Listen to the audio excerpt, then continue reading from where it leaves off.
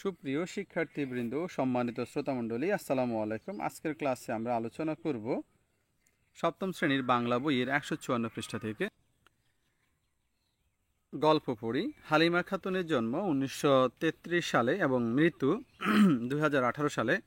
তিনি ভাষা আন্দোলনের সঙ্গে সরাসরি যুক্ত ছিলেন, এই জন্য তাকে ভাষা সৈনিক বলা হয়। হালিমা খাতুন ছোটদের জন্য অনেক গল্প লিখেছেন। তার উল্লেখযোগ্য বইয়ের মধ্যে আছে পাখির ছানা, পিকনিকে ইত্যাদি। নিচে তার লেখা একটি গল্প দেওয়া হলো। গল্পটি প্রথমে নীরবে পড়ো, এরপর সরবে পড়ো। গল্পটি হচ্ছে আষাঢ় মাসের রাতে মাছ ধরা নিয়ে। আষাঢ়ের এক রাতে, লিখেছেন হালিমা খাতুন। একবার দাদার সঙ্গে মাছ ধরতে গিয়ে আবু বিশাল একটি বোয়াল মাছ ধরেছিল। তখন ছিল আষাঢ় মাস, ঝড় বৃষ্টি পড়ছিল থেকে থেকে, আর বিদ্যুতের ঝলক আকাশের ওপরে সোনার দাগ কেটে পালিয়ে যাচ্ছিল মাঝে মাঝে। যাবার সময় মেঘের আড়াল থেকে তবলার শব্দ শুনিয়ে দিচ্ছিল।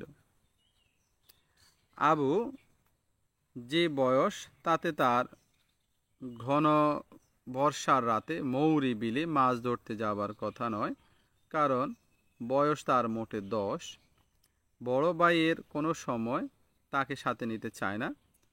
বোয়াল মাছ ধরা দিনও দাদা সাজেদ ও তার বন্ধুরা একেবারেই জানতে পারেনি যে ছোট্ট আবু তাদের সাথে যাচ্ছে।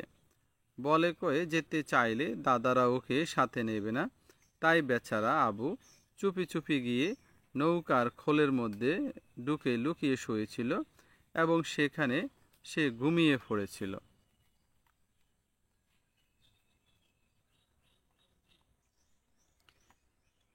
বলিও লিখি, আষাঢ়ের এক রাতে। গল্পটি নিজের ভাষায় বলো এবং নিজের ভাষায় লেখো। প্রথমে তোমরা গল্পটি সম্পূর্ণ পড়বে, পড়ে নিজের ভাষায় লিখতে চেষ্টা করবে। আষাঢ়ের এক রাতে গল্পটিতে গ্রাম বাংলার প্রকৃতির দৃশ্যের ছবি ফুটে উঠেছে। গ্রামীণ পরিবেশের বাস্তব রূপ আলোচ্য গল্পে উল্লেখ রয়েছে। মাছ ধরা বিষয়টি গ্রামের মানুষের একটি ঐতিহ্যবাহী প্রথা। শখের বশেও অনেকে মাছ ধরে। আলোচ্য গল্পে আষাঢ়ের এক রাতে মাছ ধরার ঘটনা বর্ণিত হয়েছে।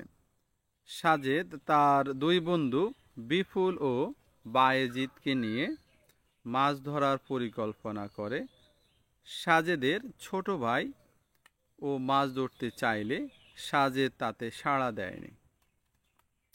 তাই আবু চালাকি করে নৌকার খোলে মধ্যে লুকিয়ে থাকে।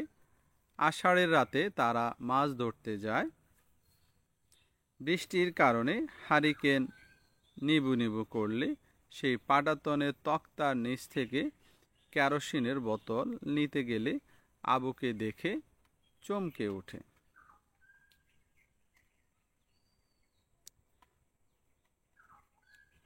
আবু তেলাপোকা দিয়ে বড়শি গাঁথে। তার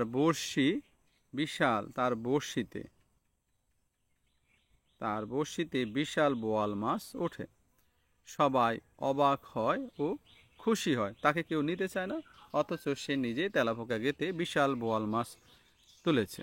এজন্য সবাই অবাক হয়েছে এবং বিস্মিত হয়েছে। আষাঢ়ের এক রাতে গল্পের সাথে তোমার জীবনের বা চারপাশের কোনো মিল খুঁজে পাও কিনা, কিংবা কোনো সম্পর্ক খুঁজে পাও কিনা তা নিচে লেখো। আষাঢ়ের এক রাতে গল্পের সাথে আমার ছোটবেলার মাছ ধরার গল্প মিলে যায়। একবার বর্ষায় বাবা বড়শি প্রতিযোগিতায় টিকিট কিনেছে। বাবা ও তার বন্ধুরা মাছ ধরবে। আমিও মাছ ধরতে চাইলাম, কিন্তু ছোট বলে বাবা আমাকে নিতে চাইলেন না। আমি কান্নাকাটি করি। তিনি মাছ ধরতে চলে যান। এরপর আমার কান্না দেখে চাচ্চু আমাকে নিয়ে গেলেন। বাবা আমাকে দেখে চোখ রাঙালেন, পরে হেসে আমাকে বুকে জড়িয়ে ধরেন। এরপর তিনি বড়শিতে ক্যাঁচো লাগিয়ে আমার হাতে বড়শি দিলেন। আমি বড়শি ধরলাম। হঠাৎ একটা বড় মাছ বড়শি ডুবিয়ে নিল। আমি উঠাতে পারছি না। বাবা মাছটি টেনে তোলেন। বিশাল কাতল মাছ দেখে সবাই অবাক হলো ও খুশি হলো। এভাবে গল্পটি আমার জীবনের সাথে মিলে যায়। গল্পের সাধারণ কিছু বৈশিষ্ট্য আছে। নিচের প্রশ্নগুলোর উত্তর খোঁজার মাধ্যমে বৈশিষ্ট্যগুলো বোঝার চেষ্টা করো। লাইনের শেষে কি মিল শব্দ আছে? না। পড়ার সময় কি তাল রক্ষা করতে হয়? না। লাইনগুলোতে শব্দ সংখ্যা কি সমান? না। সুর করে গাওয়া হয় কি? না। এটি কি পদ্য ভাষায় লেখা? না।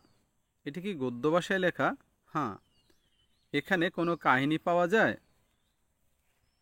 হ্যাঁ। এখানে কোনো চরিত্র আছে কি? হ্যাঁ। এখানে কোনো বিষয় নিয়ে আলোচনা করা হয়েছে? না।